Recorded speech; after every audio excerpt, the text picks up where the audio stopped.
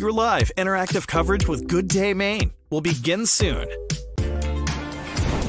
Good Day Maine's Friday Favorites starts right now.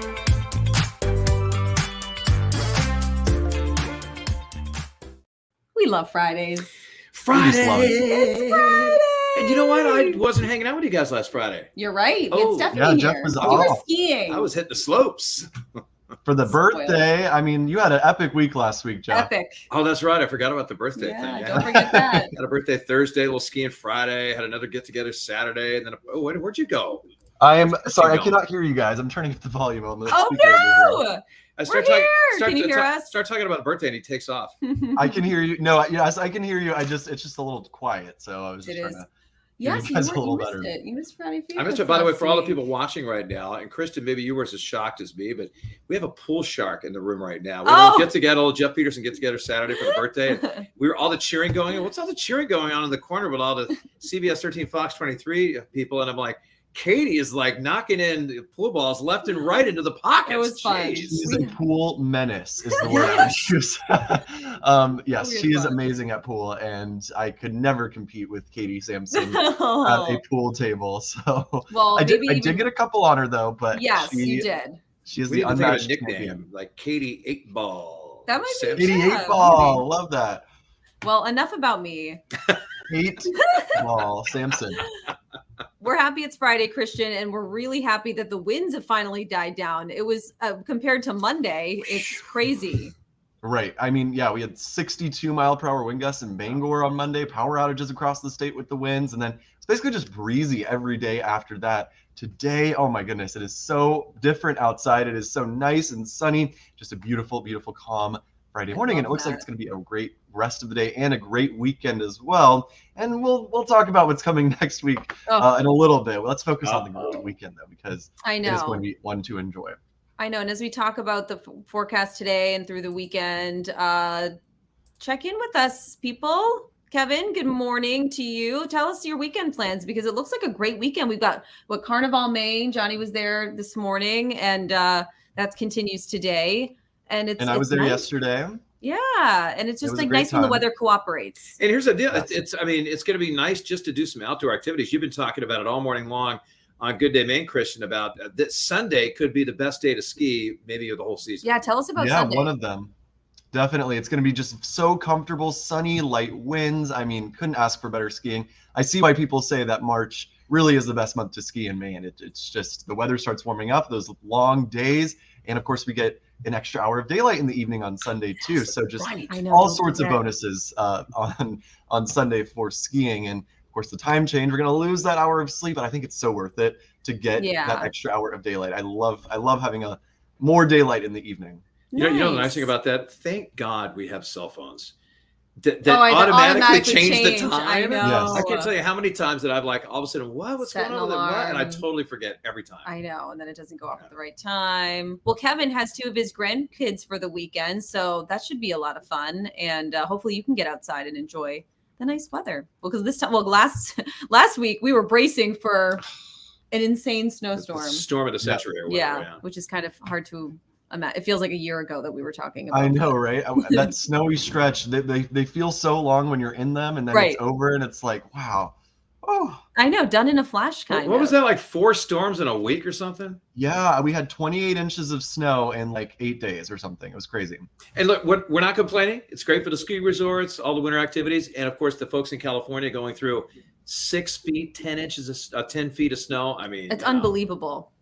It really is. I mean, just seeing 600 plus inches of snow on the ground. I mean, that's just, you can't even really comprehend how, I mean, the pictures coming out of the Sierra Nevada, the Lake Tahoe area have been just incredible. I can't believe the amounts of snow that they've gotten. I mean, just a banner year for California, and they need it so bad. So hopefully this will eliminate the drought, or at least give them a break from the drought for a year or so. And hopefully it'll help with the wildfires out there too this year. You know, we had an interview with somebody today that one of our stories out in Lake Tahoe, somebody had over 3 feet of snow just on their roof. I mean, all the roofs that are collapsing out there and everything, caving in.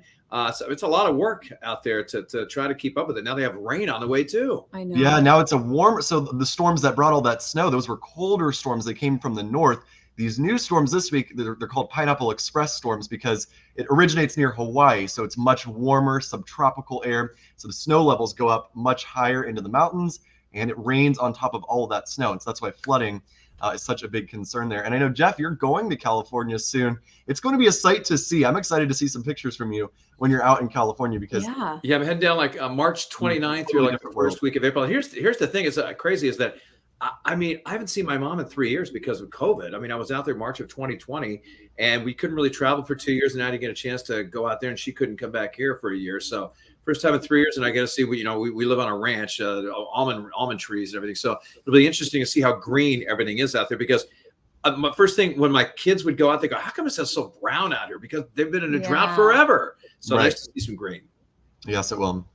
And we've got plenty of sunshine here in Maine. No drought concerns, no flood concerns either. It's going to be a beautiful weekend. I'll pull up our weekend forecast now. It's looking like a great one to get outside. Lots of sunshine on our Friday. More clouds tomorrow, but it'll still be a pretty nice day. And then Sunday, just looking great with full sunshine. Highs are going to be in the 40s. It's really just looking like a really nice one for this weekend and for any plans for outdoors as well. I mean, we're going to get outside. That's for sure. Oh, Johnny, we were just talking about you. Happy Friday. Happy Friday, Johnny. Oh, yeah. Johnny was actually at Carnival and at the beach.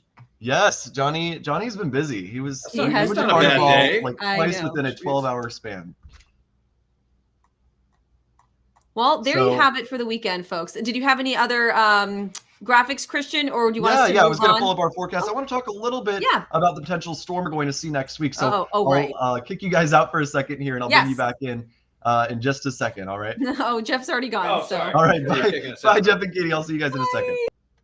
All right. So we're talking about our weekend forecast. Lots of sunshine out there Friday and on Sunday. Saturday in between, a little bit more cloudy. Overall, though, it is looking like a great weekend to ski as well. Here's a look at our ski forecast. If you're planning on heading up to the mountains to hit the slopes, it is looking great for it, especially Sunday. This is what I was saying. This is probably one of the nicest ski days we'll get all year. Full sunshine on Sunday, temperatures in the 40s. I mean, you could ski in a t-shirt if you're brave enough on Sunday because the winds are also going to be very, very comfortable out there. It's just really looking like a great weekend to get outdoors all across the state. So let's talk about next week because we're going to see our next big storm potential arriving Monday night into Tuesday. So Saturday, we're talking about some extra clouds as the storm passes to the south. That one's not going to bring us any major impacts. Now, what will is our storm that arrives next week. So let's take a look at that. We're going to see that storm developing as we head into Monday night. Looks like a classic potent nor'easter, a late March nor'easter, or I guess mid-March nor'easter. As of right now, it's looking like a snowstorm for most of us, a heavy snowstorm at that, along with coastal rain, maybe some rain mixing in. Still a little iffy on if we do see the rain mixing in at the coast. And it's also looking like quite the windy storm, as it's going to be quite the powerful storm and a long-lasting one as well. It starts Monday night and goes all the way through Wednesday afternoon. So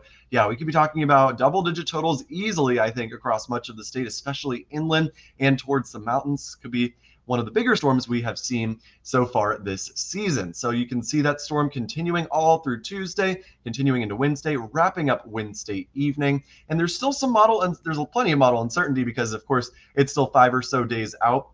And we'll see, we'll have to keep a close eye on where that rain snow line goes, because if it ends up being a colder storm, then we'll end up seeing more snow at the coastline. If it's a warmer storm, well, we'll maybe mix the rain in further inland. But I will say the trends over the past 24 hours have been towards a more colder storm with more snow for everybody. So it could be an all snow storm. It could be more of a warmer storm. Both of those options still on the table, but either way, I think we're going to get a significant storm in the early to middle part of next week, whether it's a big blizzard or just some very heavy rain. That's still to be determined. All right, so let's talk about totals here. A foot or more, looking very likely inland. Normally, we don't like to talk about totals this early, but there's unusually high confidence in this storm developing and moving into New England. So while we can't give you exact totals just yet, I'd say a foot plus easy. If you're inland of the Lewiston area up towards the mountains, maybe even more than that, we could be talking about maybe 1.5 feet, 2 feet. Some of these models are really big with this storm, with the totals, and I just have a feeling in my gut, I don't know why, that it's going to be a big one. So I would prepare for some travel disruptions Tuesday and Wednesday of next week, and looks like we're going to see plenty of snow in some parts of Maine now. If that includes the Portland area or southern Maine, that is still to be determined. So Jeff and Katie, I'm going to bring you guys back in. A great weekend. We're going to soak up that sunshine because it is back to the heart of winter for the middle of next week. I know.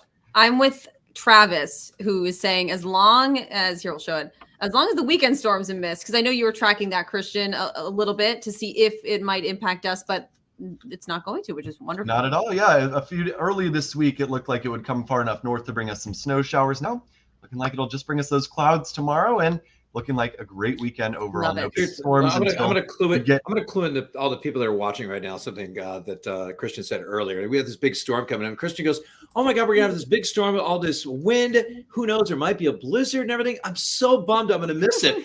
I'm like, "What? You're going home to see your parents and going to Georgia with a warm weather and all that, and you're bummed you're going to miss the storm."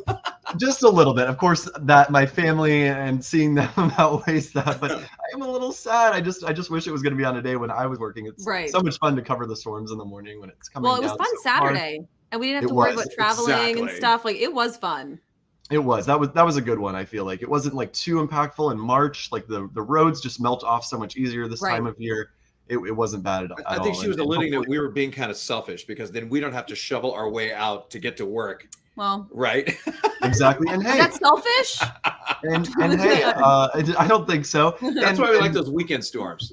And yes, and if you're a kid, I would be looking forward to next week. I think there's probably gonna be some cancellations and towards the middle of the week, maybe Tuesday and Wednesday. So we'll have to stay tuned for that, kids.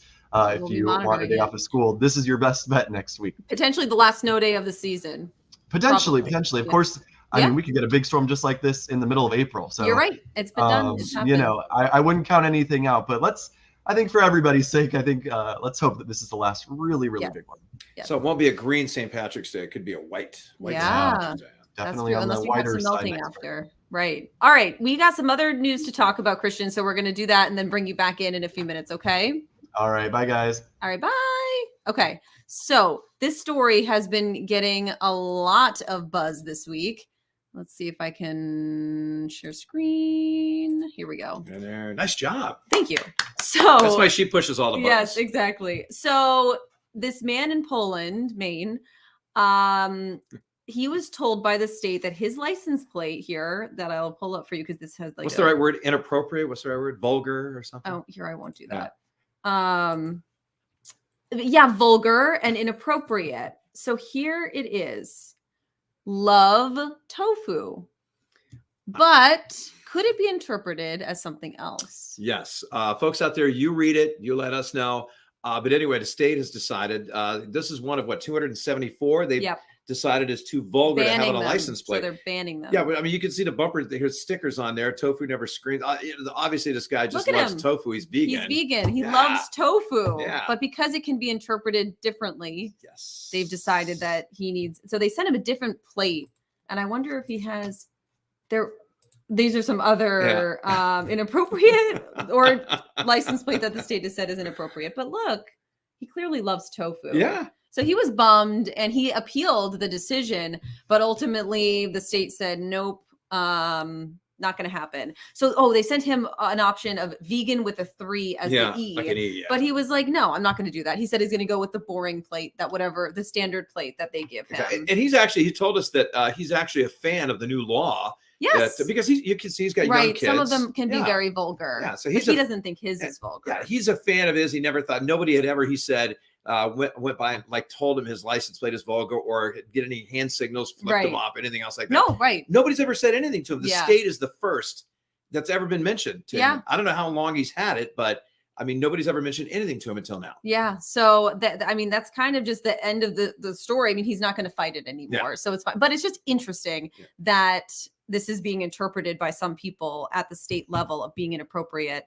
when it's clearly a very innocent, license plate. So I guess just be careful if you do a vanity plate because they are cracking down. I'd love to be in that room. Yeah. Where I don't know if there's a group of people or one person that's the gatekeeper of vulgar license plates. I want to go look at all those license plates and listen to them and how they decide which one's vulgar. Well, Travis says I can see how they could make that assessment. Yeah. And it is true. If you might not be able to read the bumper stickers themselves, So I could kind of see that if you don't have any context. Yeah.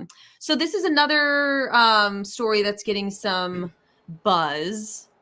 It's a bill at the State House. This has been an effort for years and years to require drivers in Maine to remove snow and ice from the top of the vehicle. It is a requirement to remove it from the windows and the windshield.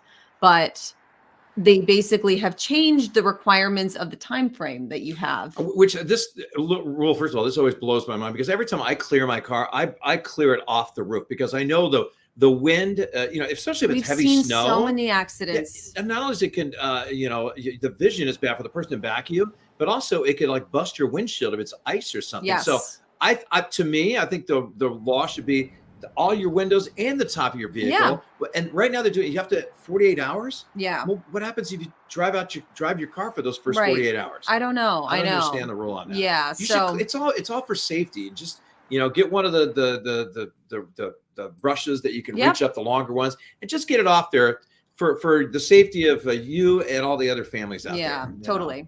So we'll keep following this bill, but let us know if you have any thoughts. And then Andre is saying, yes, please. I hate dodging ice and snow on the interstate. It really is so dangerous. Especially on the big rigs, the trucks. Those are the ones that really need to brush it off the top of their trucks, and also on SUVs too. That's important because they're higher. So we'll see where this now has the support of Maine State Police, which is kind of a big step. And so we'll keep following it. We'll let you know what happens. All right. It is time to introduce you to this lovely lady. Christian, are you good to come back? Or we'll let you finish. Christian's eating something right now. We're going to let him finish his bite. And I'm going to pull up some information on Arlene. Our good friend Arlene. 92 years young. She's been working for NOAA. Yes. And 65 years. 6 decades. Can you believe that? Right. Been a weather watcher. And again, she's been doing this for so long. She took over for somebody who couldn't do it anymore. A friend who passed away actually and left her all of the weather equipment. And it's always sparked her interest, apparently. And she grew up on a farm. Oh, look at her there. She's okay. We'll bring Christian back. Oh, sorry, you added yourself. And I'm back, by the way. Oh, wow, okay. I got my coffee. I had a little snack. Good, as you should. You deserve it. We just love Arlene, and you especially, Christian. I mean, you obviously, she has such an appreciation. You must have such a great deal of respect for her for doing this. I really do. I mean, that is some serious dedication that she's got. I mean, I'm a big fan. I would love to meet her. Yeah. I mean, the story she probably has, 92 years of Maine weather. I mean, she's lived through it all, really, in the state. Yeah. Every blizzard, severe weather, even hurricanes. I mean, she's probably been through it all, and it would really be cool to hear some stories from her. Oh, I like this line. I love this story so much. I'm looking at our story online. It says, she says a lot of volunteers likely use computer technology to track the weather, but for her, it's all pen and paper.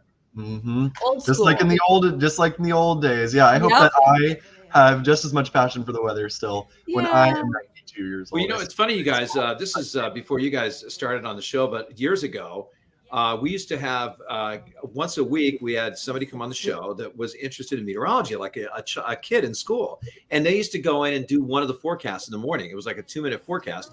And wouldn't that be fun to somehow get Arlene, even when she came on for 30 seconds, to do the forecast or like something, read the current temperature? Yeah, I could welcome her in. I could be like, hey, I've got a special guest forecaster in the house today. I've got Arlene. Come have her do a 7-day forecast. I think that would be an amazing idea. Or Christian, we could do like phone interviews with her on a storm day or something like that. Like, Arlene, what are you seeing out your window? And great idea as well. Maybe we'll get a chance to do that next week. I know. Yeah, that would be really cool. Arlene's going to be all over that. I know. She's probably just as geeked up as our meteorologist over this story. I think so. Oh, yeah. Oh, she's fantastic. So thank you, Arlene. And I like the she's a meteorologist. I would say. Walking around with too. Oh my gosh, so great. Okay, so we're also really happy about this. This is Giffords. They have been through a lot. They had a fire a couple months ago. But the good news is they are opening 4 of their 5 stands this season. One of them in Bangor opens next Friday. Yeah. But it got us, we're on all things ice cream today because Reds opened yesterday.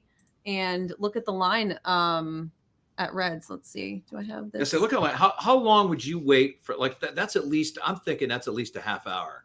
When you see the sign coming up here, how long would you stand in line for an ice cream? That's probably 30 minutes. I think 30 minutes. And Mainers got excited. Oh, that's me. Maybe 10 for me.